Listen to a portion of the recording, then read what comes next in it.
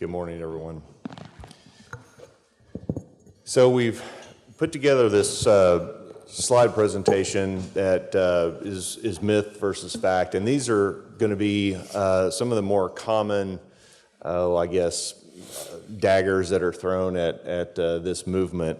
We're going to try to address them, and we really didn't practice this, so this is going to be kind of ad-libbing all along. And I think also, if you're okay with it, I think we should take questions on the fly as we walk through it. So it's not really a presentation, it's basically like a big, long, scripted Q&A, so we'll just get going.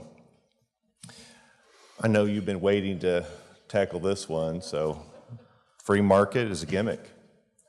Yeah, and it's not working, is it? No, not at all. Right. Yeah, there are a lot of people that, in my closing remarks, are going to be actually deconstructing and engaging the naysayers on a more personal level. But the idea that the free market is a gimmick that doesn't work is really downstream of another thought, and you can actually be trapped in what I call the utilitarian's box. It actually doesn't matter if the free market works. It actually does. But the truth is, we don't all support freedom because it results in the best allocation of resources. We support freedom because I think we want to be free. And the idea that you can get into an argument in the weeds downstream of whether or not this works, I mean, you need to be prepared for that. But you can back way back, and you can call it a gimmick if you want, but we'll see you at the end of the year and see. And I'll own you philosophically, and I'll own you in terms of what the results have actually been. So there are a couple of ways to attack this. There are plenty of self-funded employers in the room. There are plenty of patients that Dr. Lontier and I see at the surgery center every day that come in and they look at our web pricing and they'll say, "What was your next best price?" And we realize right on the spot we've saved them $30,000 for a minor procedure sometimes, and it doesn't feel like a gimmick to them. Yeah, we see it at our TPA now that we've been doing this for several years now. I'd be lying if I said 100% of our customers' employees are completely fully bought in. So a lot of them are in kind of the deprogramming phase right now of their experience, and I tell our folks, this does not come. Embracing free market principles in healthcare does not come overnight to most Americans. For healthcare, somehow healthcare has been kind of put aside, and it's something that is different. And I believe in the free market and everything except for this. Well, that obviously that's a lie. But for clients that have been involved and experienced what you all are experiencing for a few years, my goodness, we have certain clients that, every time that they're going to the doctor or need to have a medical procedure, they're calling us because they have already gone out and negotiated prices completely on their own, and then are asking us just to sanity check them. For somebody in my business, my goodness, having the patient actually being the most aggressive negotiator in the equation, that's a switch. So. And I'll tell you who may feel like this is a gimmick is one of these price gouging, mercenary, predatory hospitals that into whose office a patient walks with pricing printed off of FMMA or Kempton Premier Provider or my site, and they throw it down and say, "Match this or we're flying to Oklahoma City." Now, the victim of that competitive pressure may feel very much like it's a gimmick, but they don't matter. Yeah.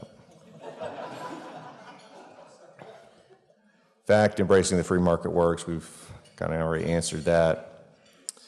On the buyer side, not only is the free market important for all the things that we've discussed throughout this whole conference, but and I think Mike Ramika is coming on next. He's going to talk a little bit about ERISA. But ERISA is the governing legislation at the federal level that governs self-funded plans. And ERISA, it really is kind of the ultimate consumer protection act, and we're certainly not defending a government regulation, but as far as they are concerned, ERISA is pretty good because what it says is that when an employer sponsors a self-funded plan, the use of the dollars within that self-funded plan have to be used for the exclusive benefit of the beneficiaries.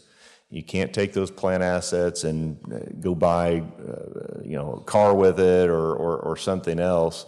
It has to be used to the benefit of the beneficiaries. And another thing that is within ERISA is that the expenditure of plan assets has to be done for reasonable expenses. When PPO networks come in with their smoke screen and everything, they've been able to get away with basically a discount off of an unknown starting point for a lot of years. Now with the emergence of the free market in healthcare, as prices have emerged from the marketplace, and you start comparing the price of a free market voluntarily arrived at price with a PPO discounted amount at a large corporate hospital, that's going to create a fiduciary problem for employers out there that have solely relied on a third party to watch their pricing. And I know employers say, well, hey, I'm in the business of making widgets and I don't really have time for this. I think employers are going to start having to ask some very difficult questions of the carrier TPAs that they've been doing business with their broker, with their consultant, and start asking them, how can I pay a price that's 10 times higher than the free market price, and the reason I'm paying that amount is because it's a result of some sort of a negotiation done by a PPO. It's going to be an issue, folks. Just get ready for it. Employers obviously can no longer afford the status quo. I was telling somebody yesterday, actually I was telling the NBC affiliate when they were here, we were off camera, and she was talking about motivation. And the motivation for me, and I'm sure it is for everybody here, is I talk to employers every day of my life, and they continually tell me that we've been giving raises to our employees every year because we're a good employer. But my employees, rarely do they ever see an increase in their take-home pay because it's all been absorbed in the increasing healthcare costs. And so everything that we're talking about here, it does affect real people, and it really does matter. And employers and employees are at their limit. And I'll add one thing for the physicians in the room who kind of wondering, how does all this ERISA stuff, how does all this self-funded stuff apply to you? When I began to understand this, I began to understand as a provider of medical service that to a self-funded employer, that they had this fiduciary responsibility that Jay just outlined. And if you will view yourselves as sellers, as co-fiduciaries of those plan assets, if you will view yourself as a good steward of that employer's fiduciary responsibility and represent yourself as I did yesterday, as an uninvited co-fiduciary of plan assets, then the relationship that all of us have had in the room with payers that is adversarial between the buyer and seller, it goes away, and suddenly it becomes a partnership. Suddenly the relationship is a mutually beneficial exchange. And they know that, like we do at the Surgery Center of Oklahoma, anything that comes along like we do a tonsillectomy and the patient bleeds afterwards, and we have to bring them back to surgery. For me, that's an opportunity to demonstrate extreme, shocking, astonishing value to the buyer. And so many times we just don't even charge them for that. Most of the time we don't. In fact, I don't think we ever have. So understand that we don't like that when he does that stuff.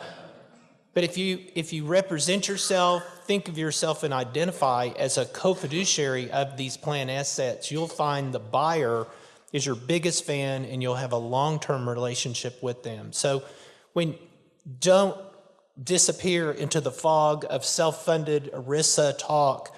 Really really wrap your minds around it, because the biggest buyers for what the non-price gougers have to offer are the clients of Jay and Todd Archer and HealthScope and HealthSmart and the rest of the folks that are here. Yeah, and I mean, that mindset really does change things from the seller's perspective. If they try to put themselves into the shoes of the employer,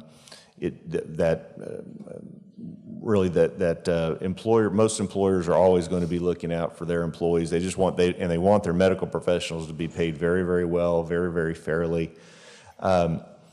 But I would also caution the medical providers in the room, if you ever are presented with, in the context of the free market, if you're ever presented with a contract that is 20 pages long and it has all sorts of appeal language and arbitration and all that, I would be ask yourself whether or not this is actually a relationship I want to get into.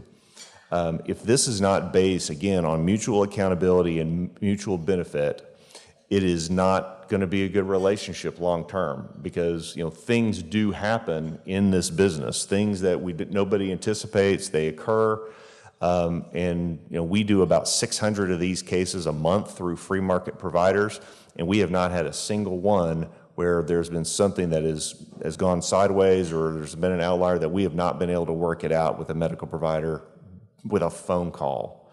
That's how we want to move forward. So if you don't have that type of relationship with your employer, if you're a provider, or if the employer doesn't have that relationship with a provider, you need to question your choices of who you're doing business with. And you guys stop us for questions. Yes. Yeah. Regarding ERISA, other than by example, how do we move the ball? I mean, there's 150 million people under group insurance, maybe 60%, Jay, you could speak to that, are in some type of self-funded plan. The rest are in fully insured plans. How do we, other than by example and by, cost just being such a burden to them, how do we move that fully insured plan into this space so that they're not spending the employees' plans into oblivion? Yeah, each employer is going to have to make their own decision as to whether or not they feel like they have the cash flow and the resources to absorb the risk of being partially self-insured. I know Mike Ramika is going to speak to that. But small employers, once an employer gets below 150 to 100 employees, it really kind of becomes a facts and circumstances judgment as to whether or not that's going to be a viable employer to be self-funded. A lot of kind of small margin businesses that don't have a lot of cash flow, they may not be able to be self-funded on their own, even with reinsurance. It's just economies of scale just aren't there. And that it really is kind of it's actually one of the myths I think that we've dealt with is when we start talking about free markets and everything that we're doing here, we'll have people say, well, what about the employer that's got 3 employees, or what about the individual? And if you're not able to have a solution that takes care of everybody, then your solution must be invalid, must not be a good solution. So the free market obviously is going to benefit everybody, but really for that self-funded employer, they need to be able to be self-funded comfortably, responsibly. There is one thing that I'll mention that has been kicked around now for years up in Washington, D.C. I'm not holding out a lot of hope that they're going to get it done, but if you ever hear any politician talking about the concept of, they used to be known as association health plans.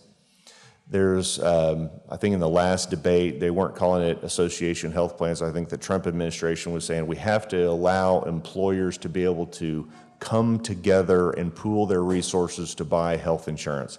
That's code for association health plans, and really what it would allow would be for small employers to be able to pool together and form what's known as a multiple employer welfare arrangement in a way where essentially they're just pooling to be self-funded. That would be a way to get folks to move from fully insured to self-funding if they were not large enough to be self-funded on their own. Does that answer your question? Yeah, and we'll let every physician in here fire Blue, United, Cigna, and Aetna. Yeah. Yes, correct. That's right. No, keep going. Yeah, I think I'm still up. Result from one TPA, this is us. We have, since Dr. Smith and I have been working together since late 2011 is when we started this, and it wasn't really until probably the first full renewal cycle, which would have been the beginning of 2013, that we had 100% of our clients operating in a free market mode. But within that time, we've saved our employers about $32 million off of what they would have paid through the traditional PPO system. And that $32 million does not include saving the patient their deductible copay and co-insurance. That's a very difficult number to calculate, but that $32 million would be way, way, way higher if we included the amount that was saved to the patient. The thing that a lot of my clients will say when they're in this mode is, we kind of hear, well, it's a win-win-win. Well, really what they're talking about is in the benefits business, you never have a cost containment strategy that rarely does a cost containment strategy actually contain costs in my business. Most cost containment strategies shift costs from the employer onto the employee in higher out-of-pockets, higher deductibles, more hoops to jump through. And so this is really a paradigm shift because you're actually able to enhance the benefit to the patient while also saving the employer money. And again, the win-win-win is the patient wins, the employer wins, the medical provider, the free market provider wins. The only one that loses in the equation Is the troll. is the troll, the overpriced price gouger. So, I mean, that's like a win-win-win. That's a win for Jay Kempton and Keith Smith because it just puts a grin on our face every time when the bad guys lose. Increasing quality, bundling drives quality. I know Dr. Smith will talk about that here in a minute. The last bullet item here, and this is something that for the TPAs in the room, some of them, we've been doing it for almost 7 years now.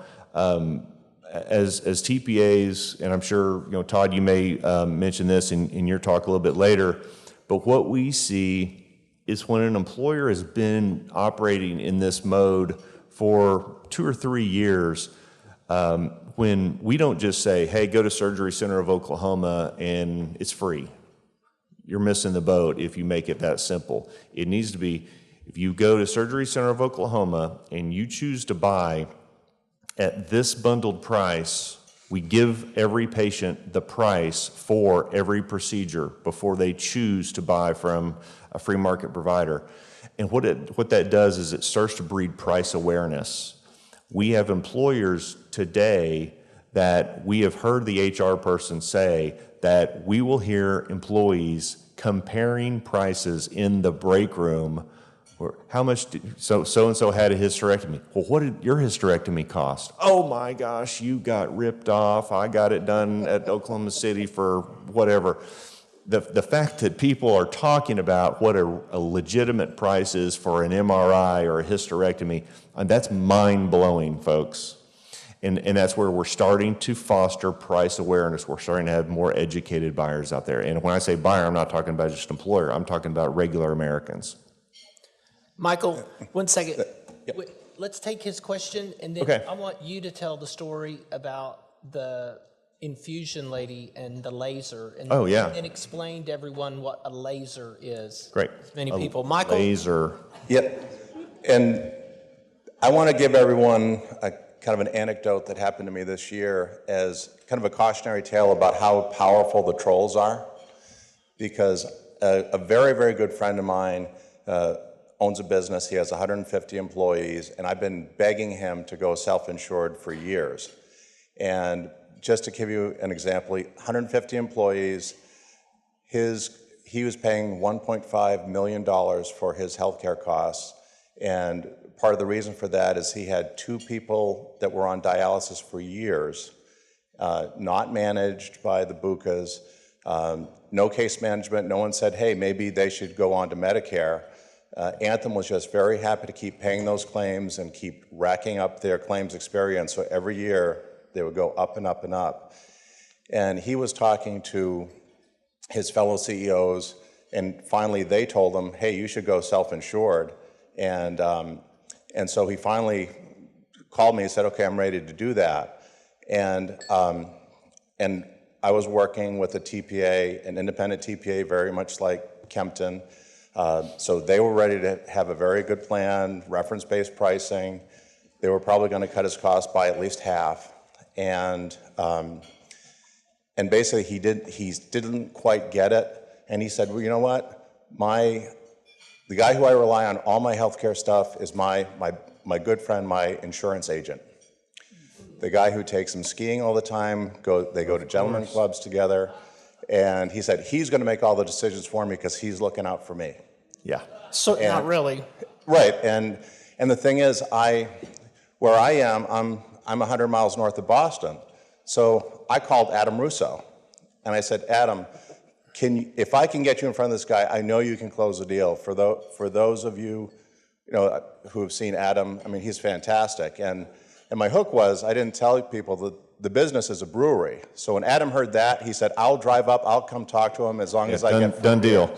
Yeah. So, but basically, the insurance agent who had been basically financially raping him for years said, no, that's all a bunch of crazy stuff. If you have to go self-insured, let me make all the decisions. So he basically didn't go with an independent TPA. He went with ASO.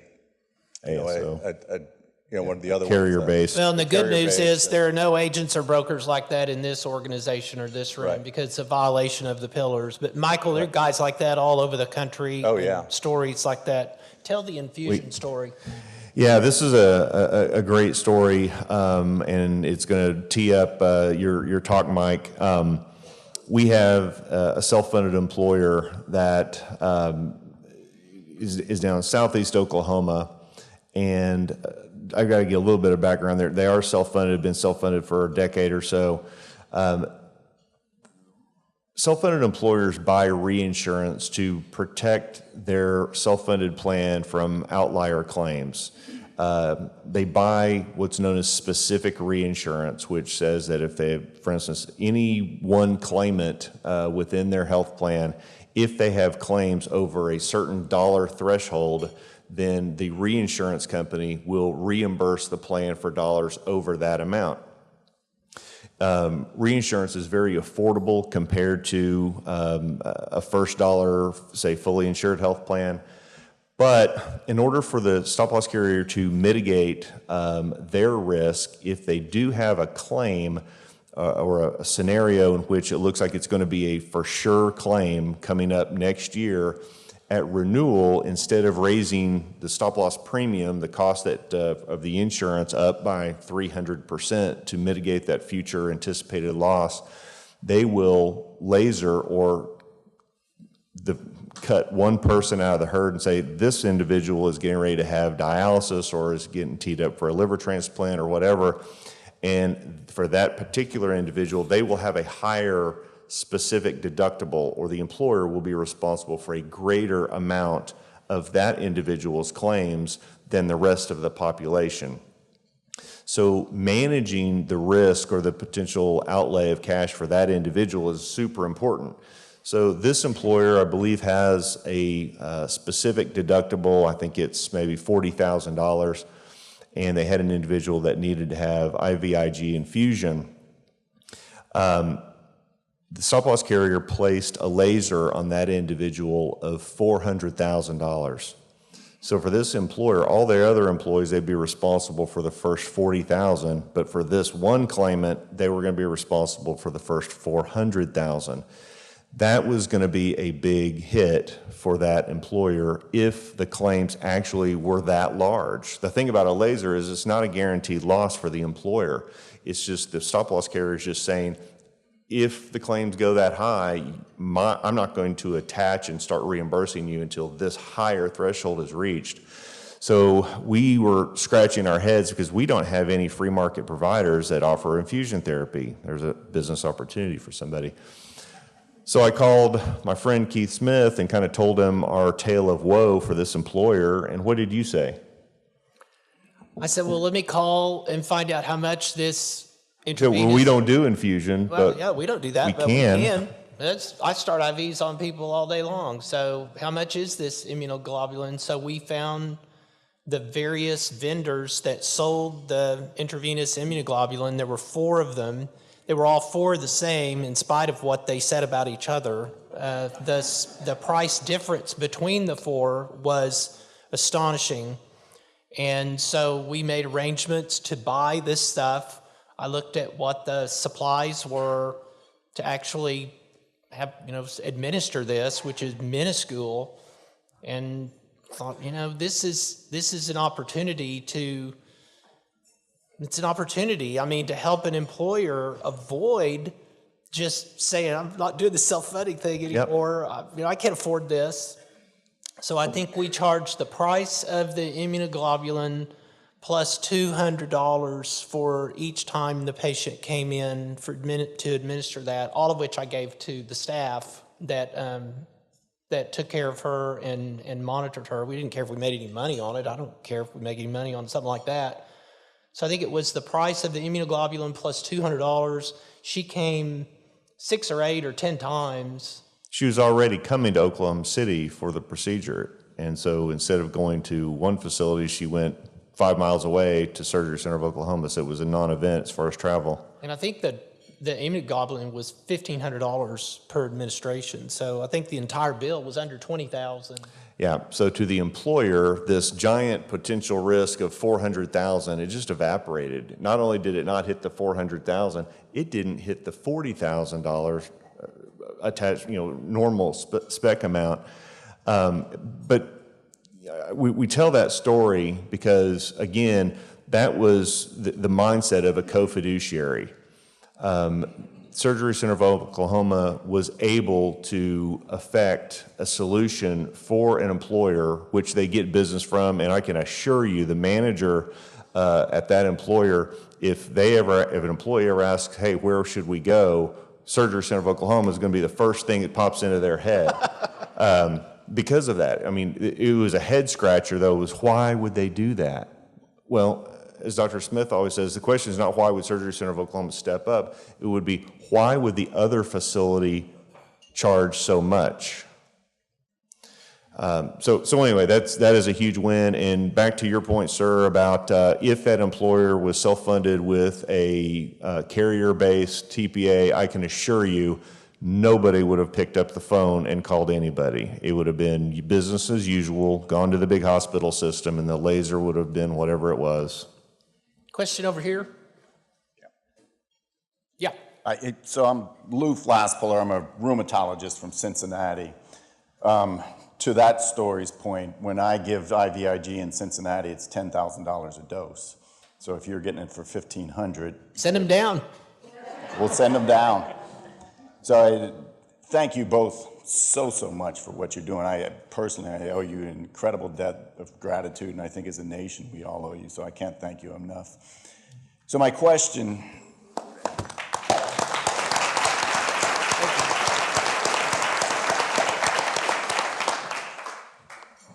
is, we get our FMA chapter in Ohio up and running. Is there a way for us to get prices that Procter & Gamble has paid, that GE has paid, to kind of compare? They're both self-funded, to get the big boys to say, okay, this is what prices are down in Oklahoma City, this is what you're paying for, this is how much you're paying in the local hospital systems. Well, the answer to that is the story of how we put prices online. So I knew we were cheaper and we were better here in Oklahoma City, and I had that same thought. We've taken care of all these people that are CEOs or own or operate or control self-funded companies here in Oklahoma City, and I thought I just need to find out what they pay for a gallbladder. I mean, I know our price is $58.65 or ACL $69.90. I know what it is, and I just need to find out what they are paying. and then I'll call them and beat it. And then I realized, no, I need to tell them what I'll do it for. The prices need to emerge, and it is the responsibility of those providing the medical services to create and display the pricing. So being able to grab pricing data from others so that you can compare and compete. Can you imagine going to a car dealership and the guy saying, well, I'll give you a price, but what did the dealer you went to just a little bit ago offer you? Well, it gives him a completely unfair advantage, and that would be, you'd walk away. That would be inappropriate. So it is not easy, but it is the responsibility, I believe, of the seller to come up with his own pricing, and then you adjust. I mean, if you're wrong, you're wrong, and you make changes. So it's a very dynamic situation, but you will hit a black hole if you try to find out what these folks are paying for these services. You won't get that information. Which is a violation of ERISA. Right. If the buyer can't find out what they've actually spent on something, that is a problem, and it should be a giant red flag to any self-funded plan sponsor. So you sellers, come up with your own pricing. Yep. Yeah. Can I go? Just toss it. Oh, yeah, go ahead. Yeah, Dr. Smith, thank you and Jay for trailblazing and doing the stuff you guys are doing. I'm Dev Mangar. I'm an anesthesiologist in Tampa. I own a surgery center, and I idolize Dr. Smith and some of your statesmanship and allowing me to do what you do well. This is my second year here. Went back last year, met with the tax collector, who is my best friend. $8 billion he collects a year. He brought in his whole cadre for me to meet with. I did our pillars. I did all the stuff with FMA, got all the third-party administrators involved, zero response back. Yep. Went to the sheriff's department. The county has 7,000 employees. The sheriff has about 5,000 employees. Same thing. And David G., who was the chief sheriff, he just retired. Him and I are pretty good friends. Ice cold response. So we're about 8 years behind times in Tampa. On a personal end, I had a thyroid mass. And you know, as an anesthesia doc, I'm afraid to go under anesthesia because I know what can happen. So, so my thyroid guy sharpening his knife, biopsied me and all this stuff, $18,000 was my bill. I happen to be on the board of Tampa General. And I'm one of the insider, but I'm inside looking out. I don't call them bucas, I call them Cubas. And they should all go back to Cuba. That works too. And I'm about to fire them in about 2 years. But the long and short of it, bill comes over, insurance, United paid $12,000. I had to fork up $2,000. I had to pay the bill because I'm on the board. So This is for your biopsy? biopsy. I could have had it done for $700. Where's Don? Don, where are we at, 1,200? Don Nix. I think we're at 1,200, right? For the whole thing. Under that. So we've set up a chapter, Chris Makeford and I. We had a little meeting. We had about 7 or 8 surgery centers. So we're spreading the message. But the long and short of it, Jay, when are you going to come to the Florida market? I need guys like you to trailblaze.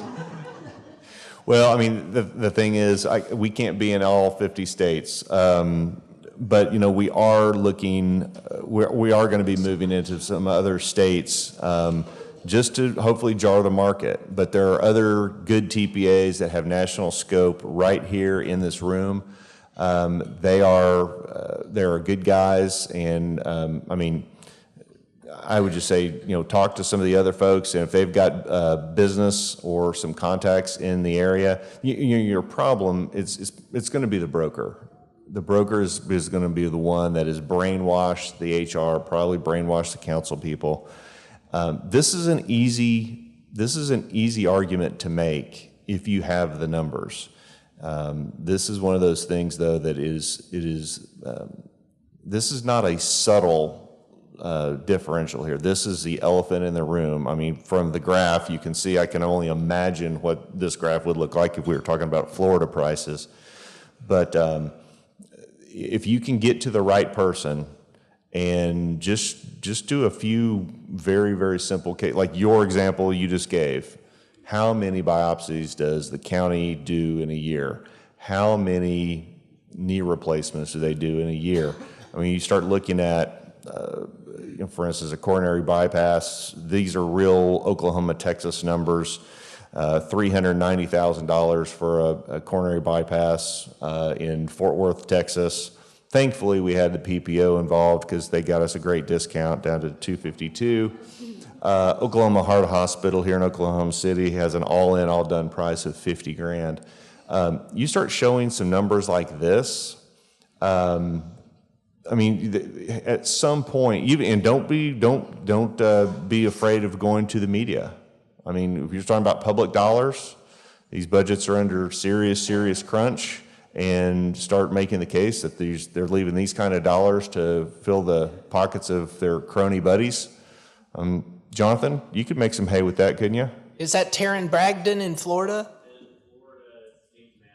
James Madison? Yeah. By the way, you've got to change this slide because I'm down 2,500 on that hysterectomy. I know it, doggone it. All right, Kempton folks in the room, we need to redo that slide. Another question, please. For providers in the room, I'm an employer benefits manager, and I'm curious, are providers working on free market pricing for all services and not just, the list of things that we have now? Every service that I provide is on the website, and if it's not on there because you can't list an infinite number of services, then we'll quote it over the phone. The FMMA website in the next few months will have everything everyone in this room is willing to post a price for. So I think that's going to be the place people all over the country will go looking for a price really for anything. Is that on? I'm talking about regular care, maintenance care and everything, all healthcare. That's DPC. That's the direct primary care folks. They are at this table, and some of the national leaders to answer your question are sitting at that table.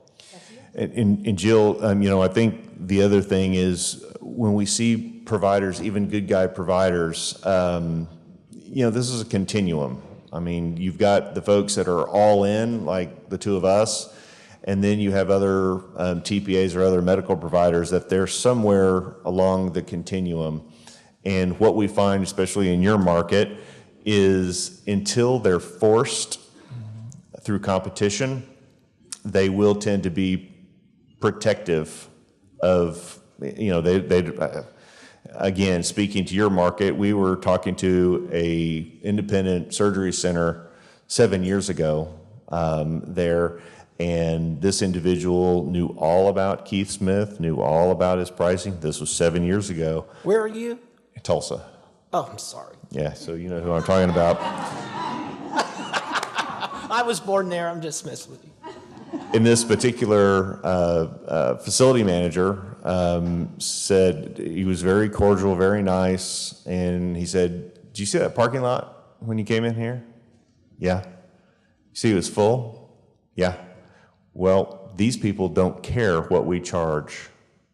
As long as that continues, we will not be posting our prices." But that facility said, "We're ready to post prices anytime we want." Now, that individual went into my black hat list, gouging because they can. But unfortunately, that is the answer right now with the status quo. That was 7 years ago. It's getting more and more difficult for folks to have that attitude. But that is what we see out there, that there are some facilities that just are so disorganized, have no clue where their costs are, and they cannot figure out how to make it happen. And then there's others that can, but choose not to, because they have not seen any evidence that employers are price sensitive. And when you get mad at healthcare costs, you generally get mad at the insurance company or your broker or your TPA, and some employers, they will give the medical community a pass on being involved in increasing healthcare costs, which just makes me insane. The other thing, that brings up a great point that I think we ought to stress. The individual he's talking about has also said, "I'll do it when I have to." Basically, that's what Jay's saying, is I'll do it when I have to. There are there are those who see this movement and these principles as the basis for opportunism. I mean, and then there are those who are in here that are passionate and dedicated to these ideas, and they're doing this because it's the right thing, and they value the whole concept of mutually beneficial exchange. So I think one of the challenges as we go forward and grow is, I don't know, to really have an open discussion and try to distinguish between those who are the opportunists that are drawn to these ideas and, come to the market because, it's going to make us a lot of money. We embrace the FMMA because we're going to make a lot of money versus those who do it maybe for the reasons that the early adopters are attracted to this. So I don't know if we'll be able to forgive all of them, but it's something to talk about as we go forward. So good morning. Kudos to both of you again for having the foresight to create this kind of organization where a lot of us have had these individual conversations not very frequently, but with a lot of interest around the free market. But your concept of pulling everybody together, I think this has energized me so much more to go back out to the market and take the beat down that is going before our county. Yep. And our broker is totally on board, the county's broker, totally on board. County commissioners, the judge are on board, and the HR benefits person is just sold on the ACO that they helped put together Sure.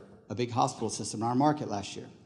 So what we've ended up in is this death spiral of we're going to give you the data and you do the analysis and tell us how much you're going to save.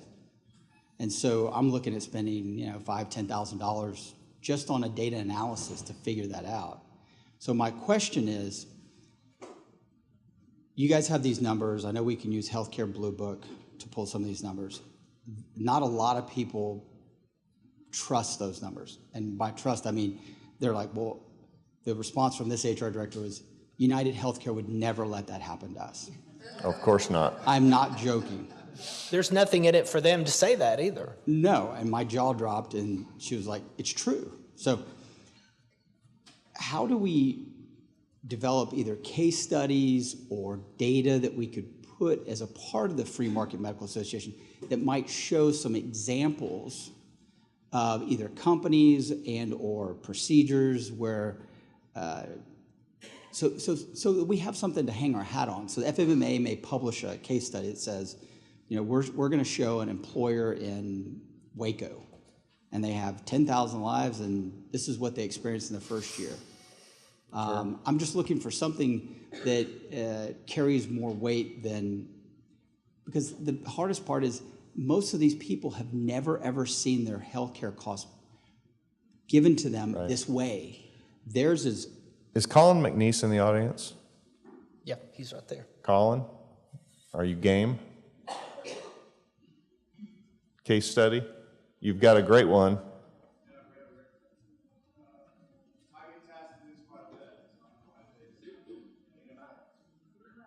We have another box.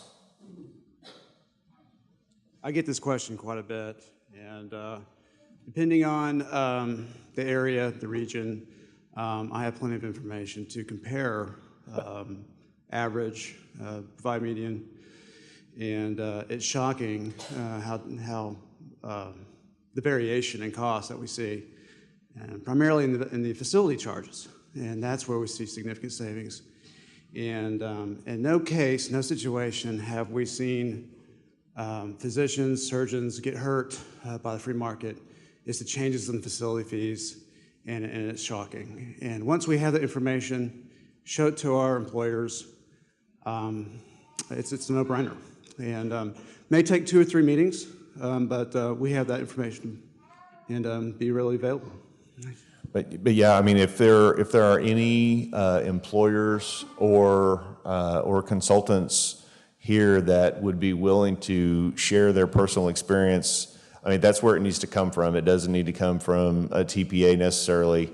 It's much more powerful if it comes from an employer and their independent consultant.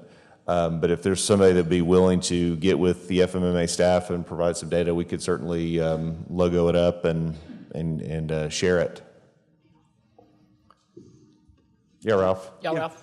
I did an analysis for a 95,000 life group, $648 million of claims with PHCS. They were charged 422% of Medicare. They paid 307%. So the charges were really, really high. The last 3 weeks, we've started tweeting every single cash price. Every time a bid is made, it goes right out to Twitter, twitter.com/Medibid. So there's thousands of prices every month going out there. So if you want to see cash prices that are being bid, that's the place. There's thousands every month.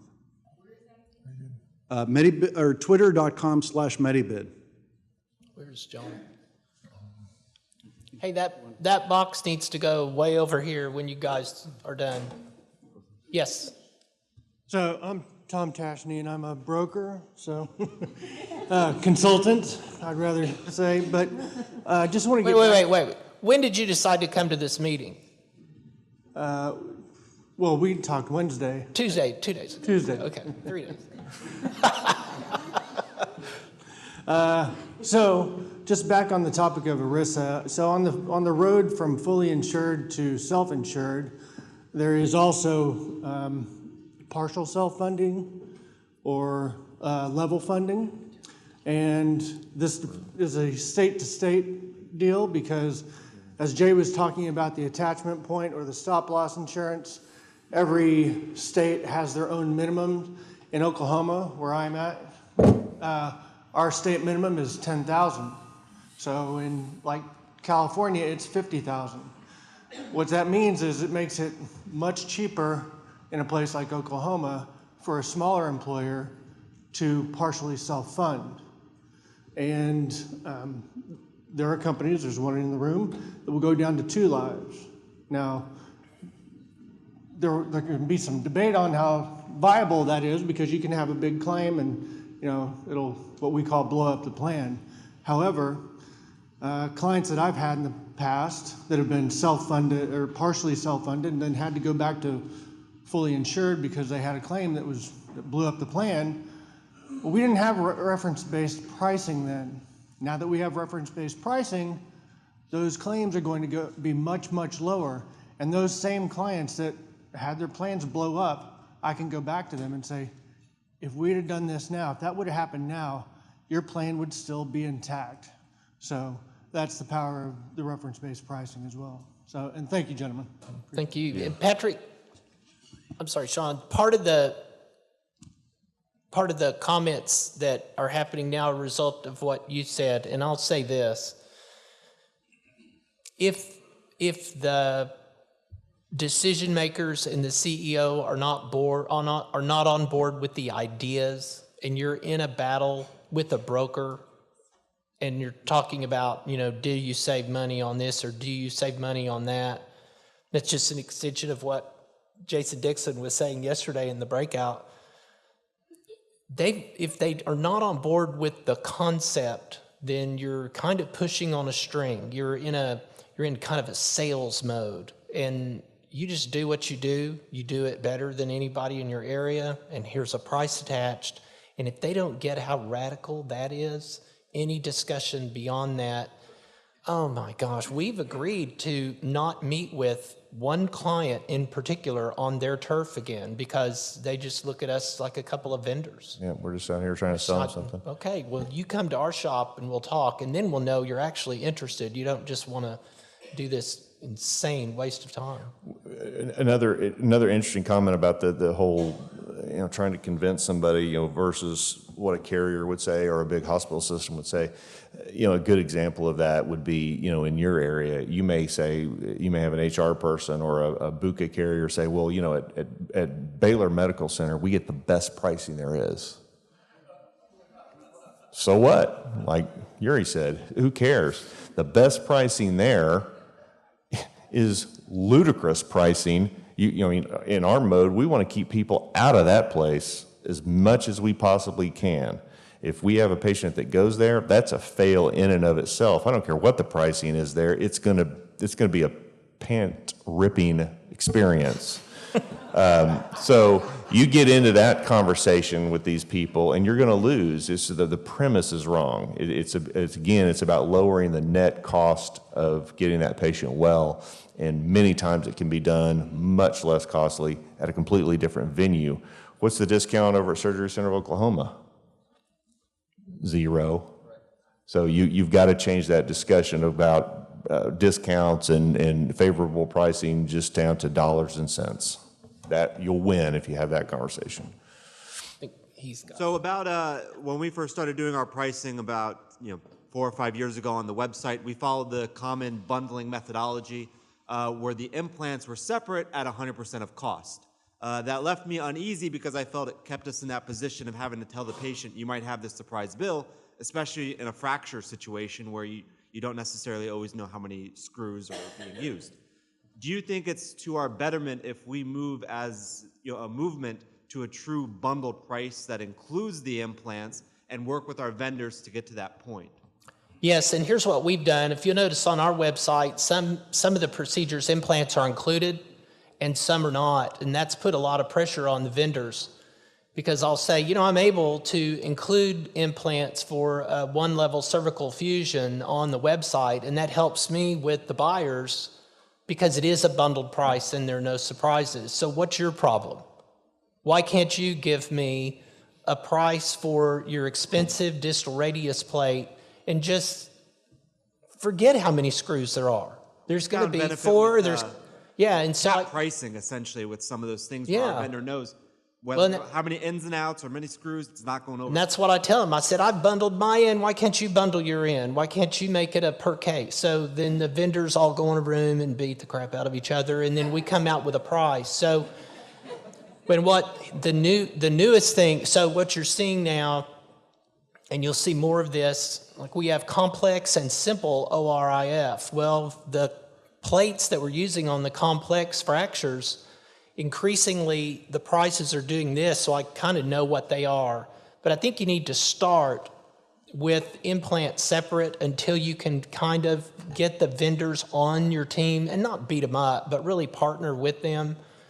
The one thing I'll tell you we've done with total joints that I plan to implement in the next quarter, we have all of the vendors for the total joints within a range where I can post a price that includes implants. Any portion used beyond that comes out of the surgeon's fee.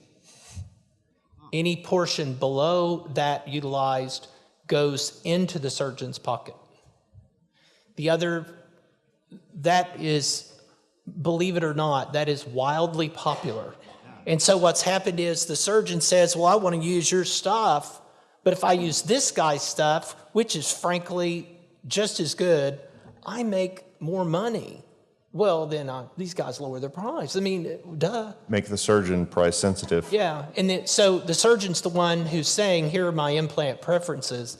It also exposes any surgeon who might have a relationship with an implant person, and those guys are sweating. Those guys sweat. Now, to the ultimate buyer, though, to the employer, we also have an expectation that if there's ever a problem in relation to that implant, that they're going to make it right. So I don't want the employers in the room to think that the surgeons are just going to be incentivized to use some cheap junk, because at the end of the day, the facility that we're doing business with is going to be responsible for a good outcome. Right. It's all about, again, mutual accountability. The last thing I'll say is, many times what I'll do is quote the price, we'll do the case. If the implant utilization is less than what I quoted, then I will refund them the money on the way out the door, the difference. So that's another methodology way to get around that. Jason? Well, I was just going to talk on Mr. Kelly's request. You know our relationship with the 4 surgical centers that I know of that are here, Monticello, yourself, Austin, and Dr. Katab in Orange County. Our clientele did approximately 100 surgeries, so we have plenty of data, and Jay, I'd be glad to share with you, because it's a marketing effort. You talk about sales and so forth. Our program's exploded, and the biggest thing that we use is what our clients have saved on those 100 surgeries over the last couple of years. So we have the data. I'd be more than happy to share it with you.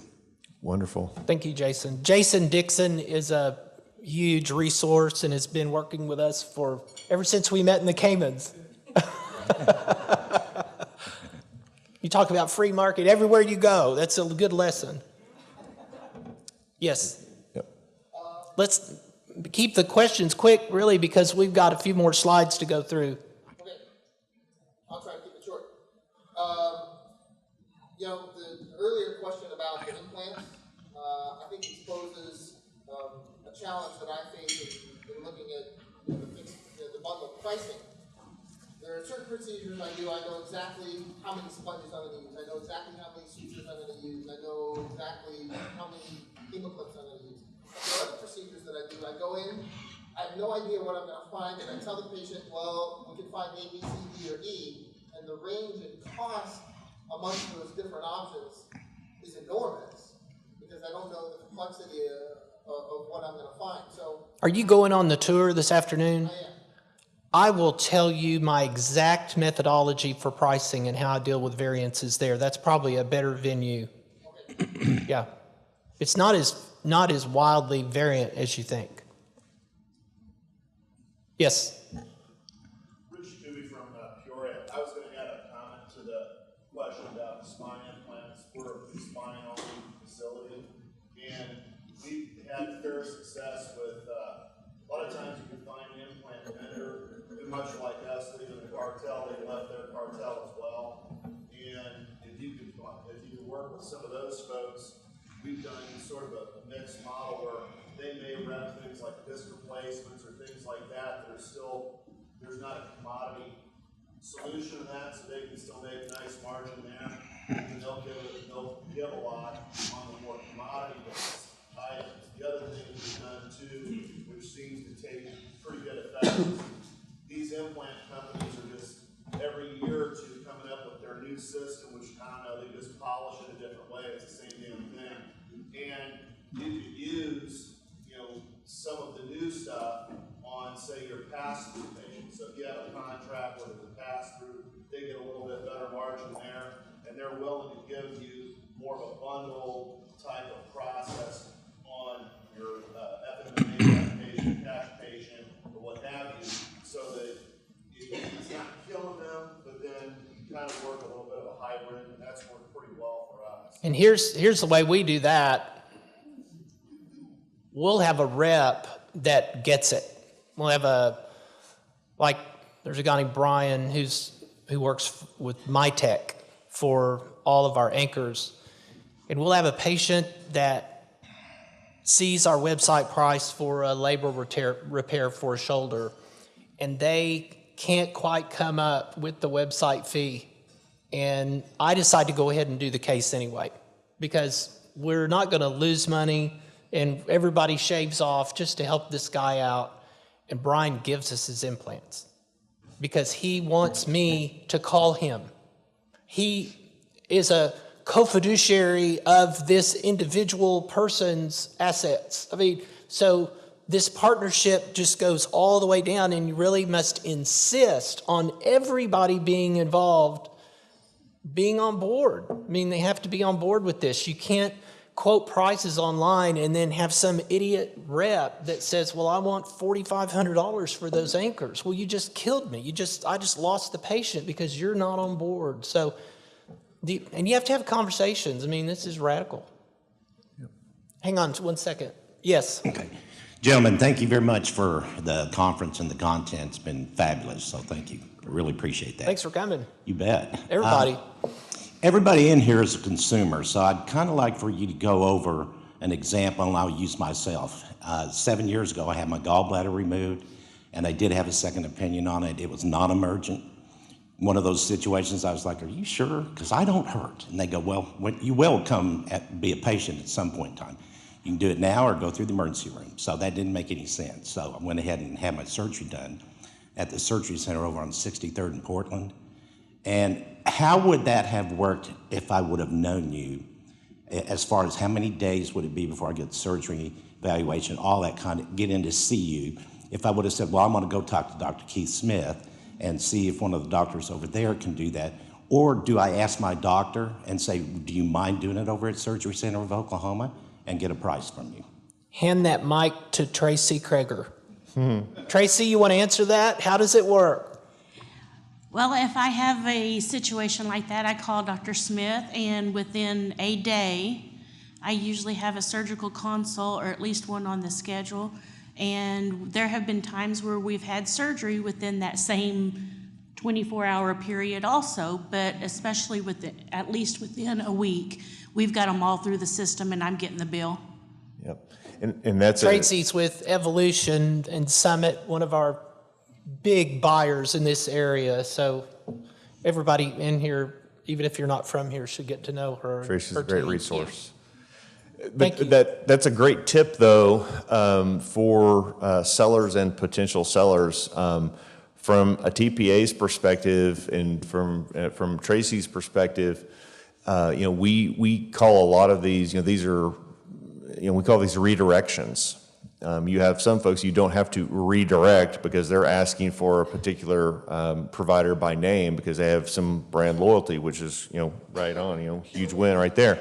But if it's not, if somebody has been referred by an employed physician to the big box hospital to have something done, and they've called or they've been aware of what their out-of-pocket is going to be, and they've got some sticker shock, hopefully they'll call the TPA, they'll call Tracy to say, hey, what are my options?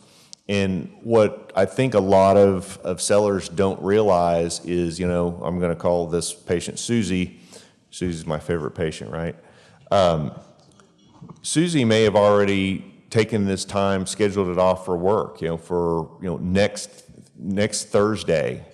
This is when I already scheduled this with the big box hospital. I've got a sitter for my kid. I've got time scheduled away from work, the whole nine.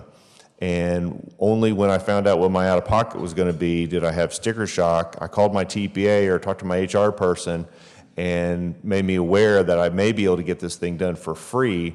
And so we're calling the provider, and Thursday of next week is the day. Susie inertia has already got her moving towards this big box hospital.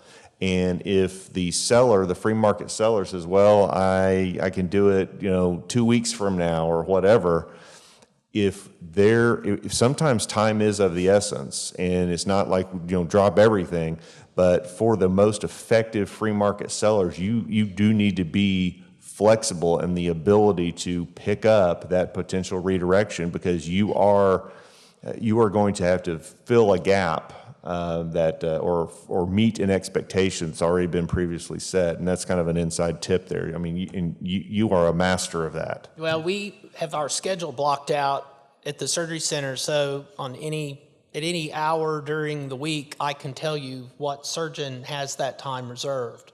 And we work from scheduled 7 to 5. But if this comes up on a Thursday, I'll call a surgeon and say, hey, we've got one of these, we call them Atlas patients, and I'll explain that maybe later.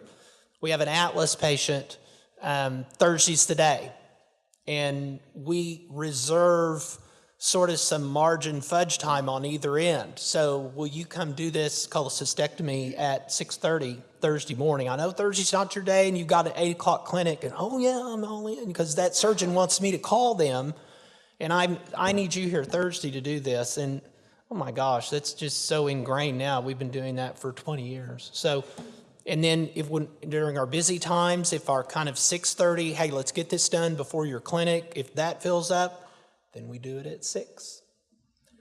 And then we do it at 5:45. Because whatever the inconvenience is on our end, it pales in comparison to the inconvenience the patient would suffer, or the inconvenience we would suffer if we lost that client. So yeah. Yes. Matt Wine, I'm a general and weight loss surgeon in Detroit, Michigan, and I've really struggled to implement direct contracts in Michigan, primarily because the one network that is widely used by the TPAs is Cofinity, which happens to be owned by Aetna, which specifically precludes contracting directly outside of the network. Do you have any advice on how we can get around this, or how we can make some headway? Galen Hansen, are you in the room? Yeah. I mean, I'm sure other TPAs may have something like this, but we do have a solution for that, where the employer would sponsor a additional little self-funded plan. That this little self-funded plan would have its own plan document. It would have its own TPA that would be separate and outside the jurisdiction of that Aetna contract. We can definitely talk about, we have solutions for that. And several employers are doing it that are right here in this room. It works very effectively. And that's another one of those just delicious turn of events that it is really, I love sitting down with one of the BUCA administrators and say, well, how can you do this? We don't allow this. I said, well, did you buy this client? I mean, do you own them now? Or, well, no. Okay, well, you don't get to completely dictate to them how they run their business. If they choose to sponsor another health plan, you don't really have any say over that. And it's just, I love it. Have you ever run into a client, Jay, that just says, they just X that out and just say, well, yeah, this, if you want to be our administrator, that's fine, but this doesn't work? Has anybody pushed back in that way ever? They have, and usually they will come back, and it's usually not on whether you're going to be my TPA or not, but we have had several clients that have come back and said, because the carriers also will try to bundle stop loss, where the stop loss is part of the TPA. And of course, that's usually one of the levers, an additional lever that they use, and the carrier. So you have an insurance company that's acting as a TPA that's also acting as the reinsurer, and so this is all just one happy dysfunctional family. And what they'll say is, well, if the employer ends up with a free market bolt-on plan, well, any claims that are incurred under that, we won't allow that to go under our stop-loss policy, so you just have all this open-ended risk. We have had several employers that have said that you will either allow those claims under your stop-loss policy, or we will unbundle, we will fire you off of our stop-loss and go to a good independent stop-loss carrier like Creative Risk Underwriters. Okay. And that does happen. Yes. Greg Leap, Surgery Center of Enid. Any thought about a marketing and education package that is kind of a step-by-step package to help educate groups in certain areas? Up in Enid, we've got a lot of education to do. For the sellers? For the providers and sellers, yes. I don't know. I think I'd be reluctant to do that because every market is so different. I mean, I don't believe in central planning from government, and I don't think it belongs in industry either. What works in Seattle, what works in Peoria. I mean, this guy's sandwiched between two just Death Stars. And so he probably can't completely function the way I would. I mean, if I gave you advice right now, it might just seem completely stupid because of your situation, but maybe, I don't know, maybe next year we'll have a breakout of a clinic or something where we reveal some step by step. At least where some of these groups could start to explore, a different path. I would direct you guys to the FMMA.org website and start looking at some of the videos. I mean, we have a pretty active YouTube channel for FMMA. Surgery Center of Oklahoma has a very active YouTube channel that we do kind of cross-pollinate there. I mean, Dr. Smith did I don't know, how many lies you believe, was that like 20? It was a lot. I was tired. Yeah.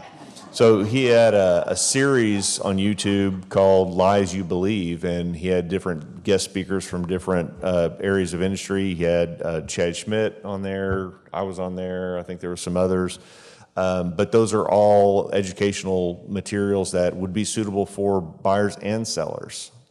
We did some pretty good step-by-step yesterday. He asked me, he's in Enid, it's an hour and a half drive, and they're looking to add ear, nose, and throat surgeries. Well, we have people coming from all over the state, Surgery Center of Oklahoma, to have their ear, nose, and throat surgeries, and they've got a great surgery center in Enid. And he said, do you know any ear, nose, and throat guys that might be willing to do cases at my facility? And so I've got him connected with my ear, nose, and throat partners who otherwise would do those cases at my facility had I not made that introduction. So what am I thinking? It's the spirit Free market of the is good for FMMA. everybody, you bet. Absolutely. Yes, I think you were next, Daniel. Yeah. So I'm Dan. I am a national sales director for a health insurance company in Kansas City. And to your point, education is absolutely critical. The videos and the YouTubes that are on FMMA are absolutely priceless. But where this is going to start is planting seeds with employers, the big ones and little ones. You got to get in the head of the guy that's writing the checks, okay? And you got to start by planting a seed. A week ago today, I was in front of the El Paso Association of Home Builders, and there was 120 people in the room, and I laid out direct primary care as one of the alternatives to solving affordability issues in the health plan market. And all you're doing in that market is you're just laying a seed of information that's got to have time to fester. And what will drive it, and I'm going to ask you guys a question in a minute, what's going to drive that is the rising cost of health care. We are seeing a 10 to 12% trend rate in the rising cost of health care in the private sector. You guys are going to get inundated eventually. In the next 3 to 5 years, this thing is going to become very, very ugly. There's so many dollars at stake in the marketplace today for healthcare. We're spending 18% of our gross domestic product on healthcare. That's not sustainable. I have a little slide that I use. My granddaughter, who is going into kindergarten today, by the time she reaches graduates from high school, her healthcare cost annually would be $18,000 a year at the rate it's currently going. So it's a legacy issue. It's coming. The thing I'm going to ask you guys is this whole idea of creating a case study, and you touched on it real briefly earlier. Could FMMA somewhere along the line go find a really smart attorney and a case where we could actually go and litigate on behalf of the free market and create a case, not a case that's in court, where we could actually show that there was fiduciary responsibility that was violated? And because it's great to have the case studies, but if you did something in a courtroom where you actually got somebody prosecuted for failing to have their fiduciary liability, could that be one of the catalysts that would drive this? How high would your dues, how high would everybody be okay with their dues going up? That's it. I mean, we've thought about it. We do know some very good attorneys that are very intimately involved in this, but it would just, I mean, my God, that would be, I'm hoping somebody else foots the bill for that. But yeah, Adam Russo says that suit will be bigger than Big Tobacco. I totally agree. Yeah, to give you an idea of his question and that significance. And there's some of that going on in Michigan. It's happening. Yeah, there are a few, but it's just we haven't had that giant landmark case that everybody's aware of. It's just been it's starting to percolate on both coasts, and it like I said, it is coming. It's gaining momentum. We're never going to get through these slides if we don't kind of keep trucking. Do you want to just chuck the slides? One quick comment. Q&A still working for y'all? Okay, let's just do Q&A then. I'm an insurance broker, and I'm going to make a suggestion. This is my second meeting. So my suggestion to all of you would be to align yourself with your insurance broker, because you don't have the time to go in and call on employers, but we do. That's what we do. And so I'm a guest of Dr. Mensing. He brings me here every year so that I can learn about your programs, and it's really exciting. But align yourself with your broker. Bring your broker to the meeting so they can learn and understand what you actually do and how you do it. The only caveat that I would always throw in for any broker or consultant is for you to have credibility, you're going to have to get paid by the stakeholder. You're going to have to get paid by the employer.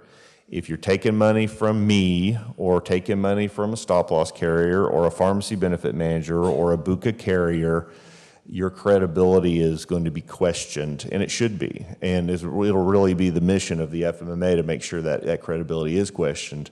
But if you truly do, like most of the folks that are in this room, if it's all about, who's your customer.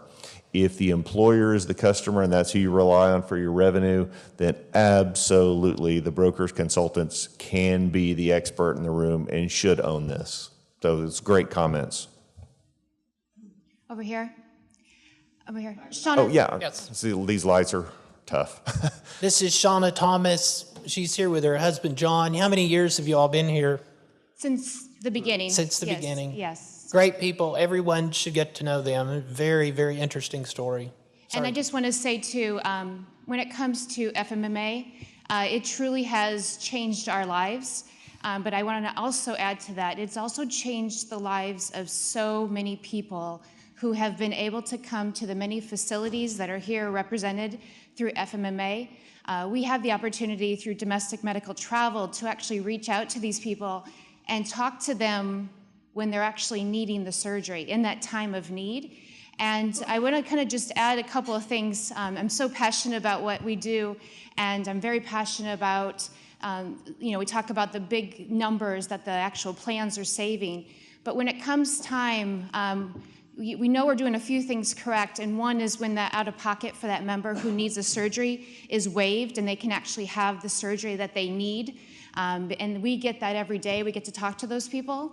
And so I just think that I really am passionate, and I'm also, everyone I've talked to here over the years, I know we all share that passion. We're doing it for the people. We're doing it so that they can keep these self-funded insurance plans in place so their employees can have these plans and their members.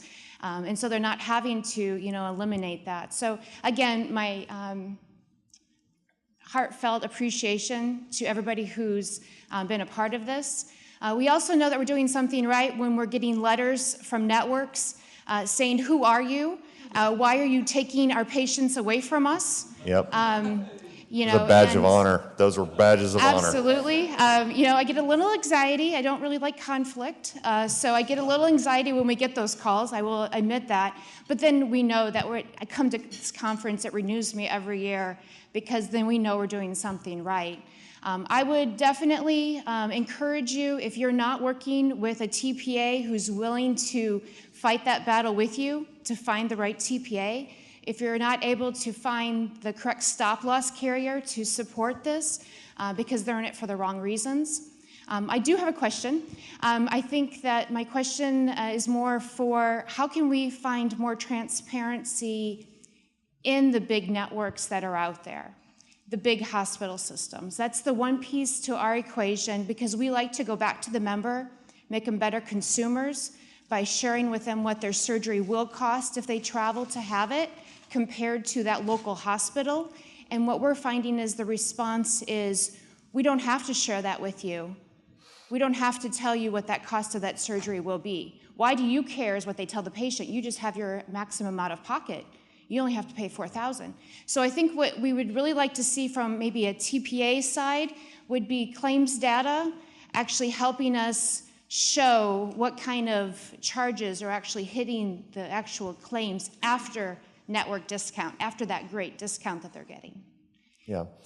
Any TPA in the room can show you that. It's pretty, we had the little slide a minute ago with the bar chart. Those are real claims. We could just give you the guys that ad nauseum. But as far as the hospitals and everything, I've always, he's pretty passionate about the hospitals. I look at it as I represent the buyer.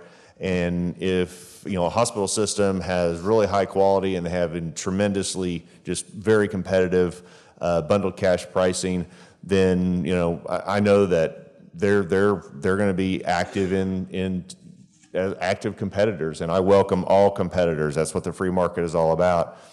And we have been talking with several hospital systems about this. And but the downside or the negative side of that is I don't think that they're in the process of being judged by the marketplace, and it's starting to get on their radar. But even though we're talking to them, and I'm optimistic, I haven't seen any examples that they're really interested in getting real. They're trying to figure out how they look transparent while not being transparent. They're looking to be competitive with so many caveats that they're only competitive on the simplest cases. Those are going to be things that we're not, as one entity that represents buyers, we're not going to allow that, and it's going to be an equal footing with all sellers. But the market will work this out. You don't need to go out and negotiate and beg and plead and everything else. We just continue to do what we're doing right now. and the market will reform this system. And if there are sellers that choose not to be reformed, again, you know, they won't have any of my customers eventually. Yeah, and the impatience for the pace at which this proceeds can lead the naive into a place where, oh, well, we need to mandate price transparency. We need to make these hospitals give us prices, or we need more regulations. And just like Yuri said last night, I mean, the regulations are written by those who are big enough to comply with them and crush all the others. And so it is happening, and I think that it's important that it continue to happen in an organic way. There are 3 hospitals that I'm working with very closely now. They're full-service hospitals, and that's sort of new. Actually, one of them is not. One of them is Deaconess here in town. I've been working with them for quite some time, and kudos to them. But there are hospitals out of the state of Oklahoma that are either interested in the logistics help. How do we collect and distribute a bundled payment for these services? They have their own internal issues about why they can't get that done, and they're asking me to help them. And then At least they're asking. Yeah, they're asking for help. And that means they're feeling the competitive pressure, but that's what the market does. It's the harshest disciplinarian out there. It dwarfs any kind of razor wire regulation that some goon in D.C. can conjure. There is going to be. I thought it didn't even. I didn't even hear what you said. It didn't faze me. But you know, hospitals, I think, will always have a place. There's going to be complex things that require a hospital to be used. But you know, if we are going to get the cost of healthcare more manageable, we're going to have some kind of right-sizing care. I mean, you know, you see it all through the rest of the economy. If there's a particular entity that makes a product, and because they make it in this big, enormous factory and has so much overhead that they can't sell their product at an adequate or at a price that the market would be willing to pay for, they stop making that product there. And that's exactly the way we see it here on the healthcare side. Is if hospitals are, you know, I hear hospitals say, well, you know, we can't offer that particular procedure as competitive as Surgery Center of Oklahoma can because we have all this overhead. And I always say, are you trying to? I don't care. I mean, I'm not being nasty. I'm just saying that's not a plus. I mean, you're describing a problem and inefficiency of you as a seller. My clients wouldn't care if I told them, well, I can't pay your claims accurately because I can't afford to pay my employees enough money so they can do a good job. I mean, they would say, okay, I don't care. There's other TPAs out there. I mean, those are the things that we're talking about. And if a hospital is not able to, for whatever reason, keep an eye on efficiency, they're just going to do less of that. You have a question, Mike? Yeah, no, one comment. You know, the gentleman who's a broker said it's important to work with a broker, and I completely agree. I've got a good relationship with a couple independent TPAs and at least 3 brokers who get, you know, direct primary care and free market principles. But the advice that I give to some of the new DPC docs who are putting on Facebook, hey, I just got contacted by this broker and he's going to, you know, bundle me with his plans, and he just wants, you know, $10 a month per member per month to do that. and I just start laughing. I said, no, some brokers who don't get it just can't help themselves. They always want a piece of that pie. And my response to them is, tell the broker that you want $10 per member per month for you to endorse him, because, you know, you're going to make him look like a rock star because they can sell a higher deductible plan. Their client is going to save a ton of money. Why should I give you money to make him look like a rock star? And my prices are online. Why should I give you, you know, 5 or 10% of what I'm earning, because I'm priced to sell now. Yeah, I mean, and that's actually one of the FMMA pillars right there, is that if that DPC has got $10 tacked on to their fee because they're paying it to a broker or to the ice cream man, it doesn't matter who, and then they're presenting that fee to the employer, that is a violation of the pillar, because your price should be your price. If the consultant or whoever wants to get paid, they need to disclose that they're being paid. They can send the employer a bill, or they can send a bill to the DPC doc. But I mean, it's not going to be hidden because it's blended into the price of healthcare. At least in this organization, those are the things that we're adamantly against. It distorts the market price. It misaligns incentives. It's bad. Something I'll add too.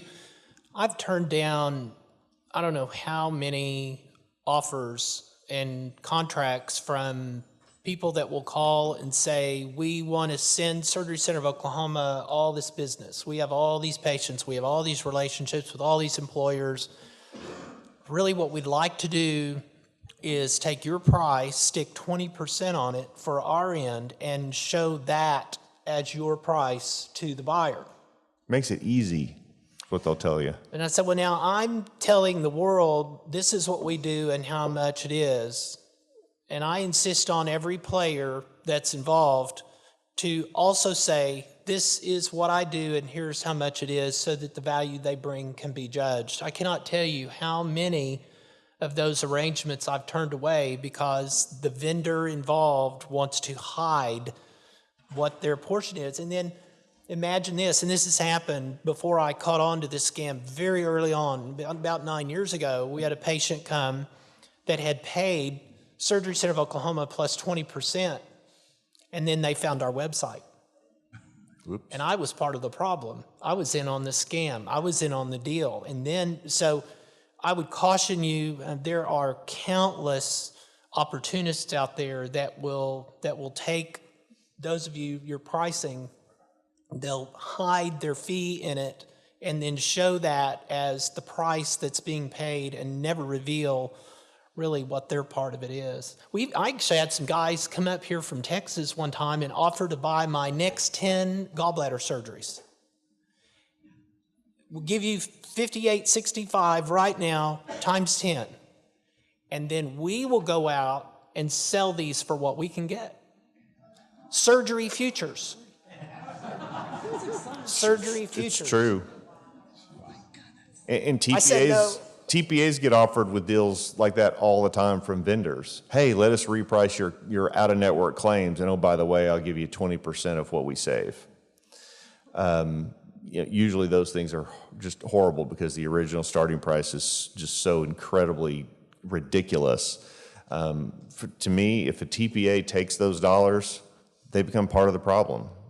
The worse the employer's plan performs, the more the employer gets gouged, the more money the TPA makes, the more money the vendor makes. Those folks their incentives are going to be misaligned with what we're all trying to do here. And so again, those are things that we would caution members, or if you're out talking to peers,